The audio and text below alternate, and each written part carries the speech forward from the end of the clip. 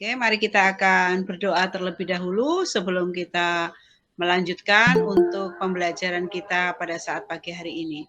Mari kita bersatu dalam doa. Tuhan, terima kasih untuk waktu yang Kau berikan buat kami siang hari ini. Kembali Kau berikan kesempatan kepada kami untuk kami boleh belajar pelajaran agama Kristen. Tuhan akan tolong kami, mampukan kami supaya kami mengerti apa yang kami pelajari. Berkati hamba-Mu yang terbatas dan sederhana ini untuk menyampaikan materi pada saat pagi hari ini, Tuhan. Menyerahkan teman-teman kami yang belum ikut dan belum masuk di pembelajaran pagi hari ini, biar Tuhan akan tolong ingatkan mereka supaya mereka juga boleh mengikuti pelajaran sama seperti teman-teman yang lain yang sudah siap untuk mengikuti pembelajaran pada saat pagi hari ini. Terima kasih Tuhan, kami bersyukur padamu dan menyerahkan waktu ini sepenuhnya di dalam nama Tuhan kami Yesus Kristus. Haleluya, amin. Ya, puji nama Tuhan, anak-anakku yang dikasihi oleh Tuhan Yesus, kita masuk di bab yang kelima. Bab yang kelima ini berbicara tentang Roh Kudus membaharui gereja. Roh Kudus yang memperbaharui gereja. Nah, gereja itu adalah orang yang ada, yang menyembah Tuhan, itu yang diperbarui ya. Jadi bukan berbicara secara fisik bangunan gereja, tetapi di sini berbicara tentang orang-orang yang sudah di dalam Tuhan.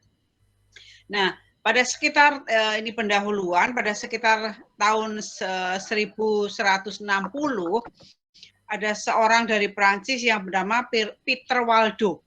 Ya, Peter Waldo ini mulai mengajarkan kehidupan Kristen yang radikal. Ya, awalnya apa? Karena latar belakangnya diketahui dia mendengar khotbah tentang kehidupan ya seorang yang suci bersama Santo Alexius. Lalu di situ dia di saat peristiwa yang sama, di situ juga dia punya teman dekat yang meninggal mendadak setelah makan malam. Dari peristiwa itu dia mulai berpikir bahwa hidup di dunia itu tidak lama, ya, dan harus ikut mengikuti pengajaran Tuhan benar-benar. Akhirnya hartanya diberikan kepada istrinya sebagian dan sebagian lagi ya dibagi-bagikan karena dia mengatakan bahwa mengutip ayat ya kita tidak bisa mengabdi kepada dua tuan yaitu kepada Allah dan Mamon ya. Jadi dia mulai berpikir bahwa orang Kristen tidak harus kaya ya. Dia menganut ajaran teologi penderitaan ya, bahwa Tuhan Yesus hidupnya sederhana, dari kita hidupnya sederhana. Nah, seperti itu. Lalu di masa berikutnya ya ada juga seorang yang setelah itu ada muncul seorang tokoh yang bernama Hus ya. Di situ ya tokoh filsuf dosen di universitas ini ditangkap dan dijatuhi hukuman mati di tiang karena dianggap mengajarkan ajaran sesat ya. Dan di situ dialah pembaharu gereja atau ajaran-ajaran yang tidak sesuai dengan firman Tuhan, dia memperbarui. Setelah itu baru muncul tokoh-tokoh gereja yang mungkin kalian di SMP sudah pernah mempelajari. Ya, ada Martin Luther, ada Johannes Calvin, ya. Mereka adalah tokoh-tokoh reformasi. Jadi mereka muncul karena ada beberapa ajaran yang mulai tidak sesuai dengan firman Tuhan. Lalu kedua tokoh ini mulai mengingatkan kembali ya, untuk meyakini bahwa keselamatan hanya dapat diterima atau didapatkan melalui pengorbanan Tuhan Yesus dan percaya kepada Tuhan Yesus. Mengapa John Calvin dan Johannes Calvin ini protes saat itu ya? Karena ada ajaran yang menjual surat indulgensia ya. Ada sebuah gereja besar yang menjual itu dan dananya ternyata dipakai untuk pembangunan gereja, tetapi dengan alasan kalau memberi surat itu maka akan diselamatkan. Bahkan lebih parah lagi, saudara mereka yang sudah meninggal pun kalau membeli surat itu dia akan diselamatkan. Nah, ini yang buat John Calvin dengan Johannes Calvin protes bahwa Ya, keselamatan hanya didapat melalui percaya kepada Tuhan Yesus. Ya. Makanya kenapa kita sekarang sering disebut Kristen atau Kristen Protestan, karena seringkali memprotes ajaran-ajaran yang sudah tidak sesuai dengan firman Tuhan, sudah mulai melenceng dari firman Tuhan. Nah, anak-anakku yang dikasih oleh Tuhan, ya, banyak terjadi ajaran-ajaran yang ada yang kalau kita tidak hati-hati, kita akan ikut dalam ajaran-ajaran yang tidak sesuai dengan firman Tuhan. Makanya itu kenapa kita sebagai anak-anak Tuhan harus rajin membaca firman Tuhan, merenungkannya, ya, supaya kita mengerti benar ya firman Tuhan. Nah, contohnya ya, kalau kalian ingin tahu uang yang palsu, ya kan banyak kadang-kadang beredar dengan ada banyak uang yang palsu, ya. Kalian tidak harus mencari uang yang palsu. Apa yang harus kalian lakukan? Pelajari uang yang asli. Makanya dulu ada iklannya, dilihat, diraba, diterawang. Akan kelihatan apakah itu uang asli atau uang palsu. Sama dengan ajaran-ajaran juga seperti itu. Kalian tidak harus mencari gimana tuh ajaran Kristen yang sesat seperti apa, tidak perlu mencarinya. Yang harus kalian lakukan adalah belajar firman Tuhan sungguh-sungguh dari firman Tuhan, ya. Dikenali firman Tuhan sungguh-sungguh, dipelajari sungguh-sungguh, sehingga kalau ada ajaran yang menyimpang, kalian tentunya langsung akan tahu bahwa ini bukan ajaran firman Tuhan. Oke. Nah, itu hanya tambahan dari Bu Rahel. Nah, gereja sebagai komunitas yang baru, ya, pembaruan yang dahsyat terjadi pada waktu gereja perdana dibentuk, ya. Dalam Kisah Para Rasul 2 dikisahkan apa yang dialami oleh para murid Tuhan Yesus pada hari Pentakosta, yaitu hari pencurahan Roh Kudus. Para murid adalah orang-orang yang sederhana. Kebanyakan dari mereka adalah nelayan, umumnya pendidikan mereka rendah. Karena itu banyak dari mereka yang sangat ketakutan ketika Tuhan Yesus dihukum mati dengan hukuman salib yang sangat mengerikan.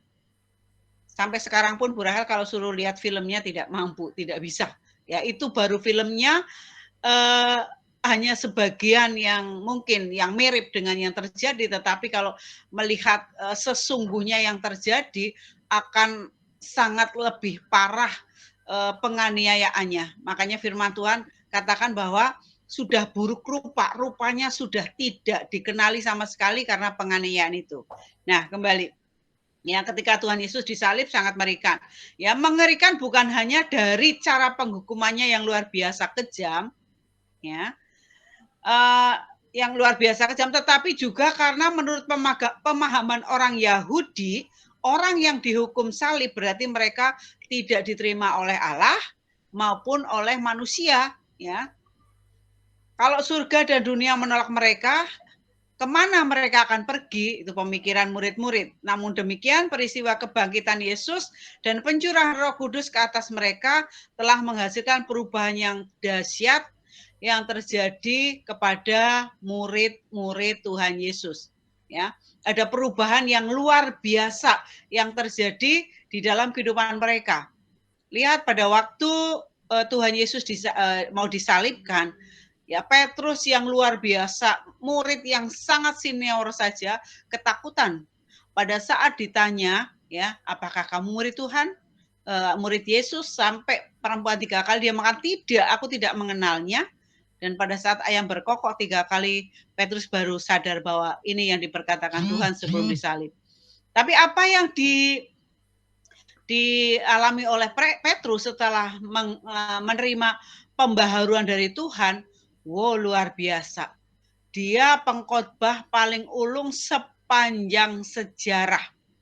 Ya, setelah dia diperbarui oleh Tuhan, dia datang kepada Tuhan, dia berkhotbah, dan sekali berkhotbah 3.000 jiwa diselamatkan. Ini pembaharuan yang luar biasa yang dikerjakan oleh Roh Kudus bagi setiap anak-anak Tuhan yang hidupnya berserah kepada Tuhan.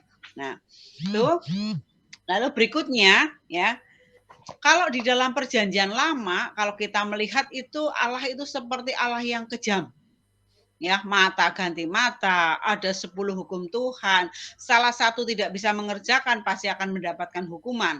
Tetapi Allah di dalam perjanjian baru itu adalah Allah yang sangat anugerah, ya.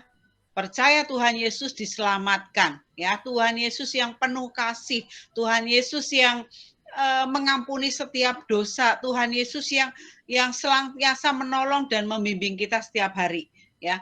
Itu terjadi karena memang ada pembaharuan terus-menerus bagi setiap anak-anak Tuhan, ya. Roh Kudus sebagai agen pembaharu di gereja, ya, di setiap anak-anak Tuhan.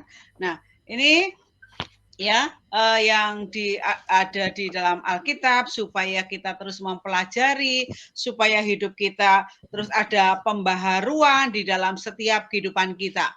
Nah, pada saat gereja mula-mula yang pertama itu ya pertumbuhannya semakin pesat, sehingga rasul-rasul yang melayani semakin kewalahan, dan di situ ada kegerakan yang luar biasa di dalam gereja tersebut adalah memilih orang-orang untuk menjadi diaken.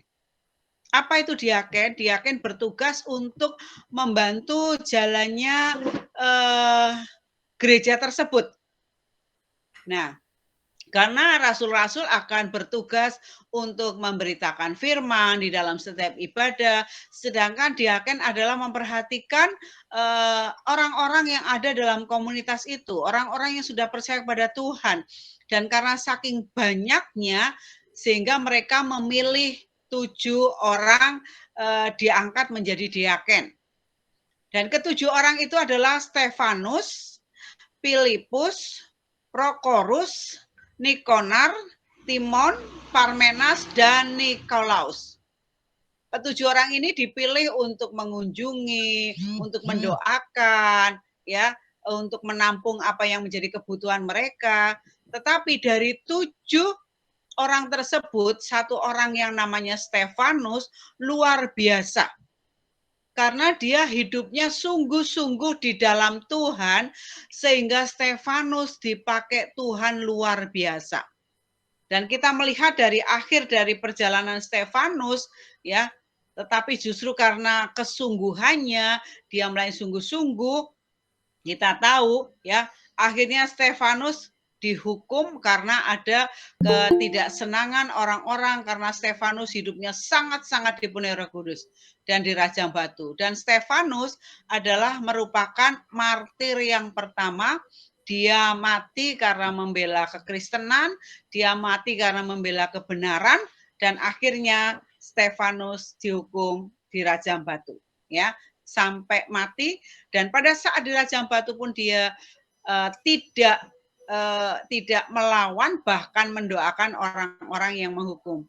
Dan dari situ muncul satu tokoh Saulus pada saat itu, namanya Saulus, ya. Dia merupakan orang yang ada di situ pada saat Stefanus dihukum dan merupakan orang yang menyaksikan dan menyetujui kalau Stefanus dihukum dirajam batu. Ya, karena kita tahu dulu Saulus adalah orang yang sangat membenci kekristenan, ya. Dia menganiaya orang Kristen, tetapi dengan berjalannya waktu ternyata Saulus juga ya ditangkap oleh Tuhan, menjadi murid Tuhan, dan luar biasanya Tuhan perbarui hidup Saulus yang menjadi Paulus dan dipakai Tuhan luar biasa di dalam hidupnya. Oke, jadi itu. Lalu sikap Tuhan Yesus, ya, terhadap orang-orang yang dipakai oleh Tuhan, Tuhan terus memakai di dalam kehidupannya, ya, untuk terus diperbaharui, ya, untuk memberitakan kerajaan surga. Itu, dan sekarang Bu Rahel akan bacakan untuk rangkuman dari bab yang kelima. Nah, perhatikan. Dalam bagian ini kita belajar bagaimana gereja terbentuk melalui pekerjaan Roh Kudus yang dijanjikan dan diutus oleh Tuhan Yesus sendiri. Ya. Di bawah pimpinan Roh Kudus sendirilah gereja melaksanakan berbagai langkah pembaruan yang diwujudkan antara lain dalam sikap gereja yang terbuka terhadap banyak orang yang sebelumnya tersingkir dan ditolak oleh orang-orang Yahudi pada zaman itu. Ya. Seperti misalnya orang-orang asing, kaum perempuan, dan orang-orang yang tidak terpandang saat itu. Penerimaan ini sendiri sudah diteladani oleh Tuhan Yesus melalui pelayanannya dan tidak memilah-milah. Sebaliknya, dengan gamblang Tuhan Yesus memperlihatkan keterbukaannya kepada orang-orang ini dengan sikapnya yang menerima dan mau mendekati mereka. Nah, inilah yang kita pelajari di bab yang kelima. Ya, mari kita mau terus bersandar kepada Roh Kudus supaya hidup kita semakin hari semakin diperbarui. Dari hari ke hari semakin diperbarui. Apa yang menjadi harapan Tuhan Yesus buat kita, anak-anak Tuhan, supaya hidup kita yang sudah diperbarui oleh Roh Kudus itu, ya, semakin menjadi berkat buat banyak orang. Ya, mohonlah pembaharuan, ya, di dalam setiap kehidupan kita, ya. Dalam setiap kehidupan kita, makanya di dalam kitab Roma dikatakan, ya, supaya kita diperbaharui, ya, dari hari ke hari kita diperbarui, ya, oleh Tuhan. Nah, itu yang Bu Rahel sampaikan saat pagi hari ini. Biar ini boleh menjadi berkat untuk kita, dan tugasnya untuk kalian, ya, yang pertama menceritakan tentang Stefanus. Kalian cari di Alkitab kalian masing-masing. Ya. Yang kedua tentang Saulus, ya. Semampu kalian menceritakan tentang kehidupan Saulus yang menjadi berganti nama menjadi Paulus, ya. Dua soal itu yang harus kalian kerjakan untuk tugas bab yang kelima. Doa. Tuhan, terima kasih untuk pagi hari ini kami sudah belajar bab yang kelima tentang pembaharuan. Tuhan akan tolong kami agar hidup kami juga semakin hari boleh diperbarui oleh Roh Kudus sehingga hidup kami boleh lebih dan lebih lagi memuliakan nama Tuhan. Berkati anak-anakmu yang sudah belajar pada saat pagi hari ini Tuhan. Terima kasih, berkati orang tua mereka masing-masing dalam usaha dan pekerjaan mereka. Kami bersyukur kepadamu dan menutup pembelajaran pada saat pagi hari ini di dalam nama Tuhan kami Yesus Kristus. Haleluya. Amin. Oke, selamat beraktivitas, tetap semangat, tetap sukacita. Tuhan Yesus memberkati.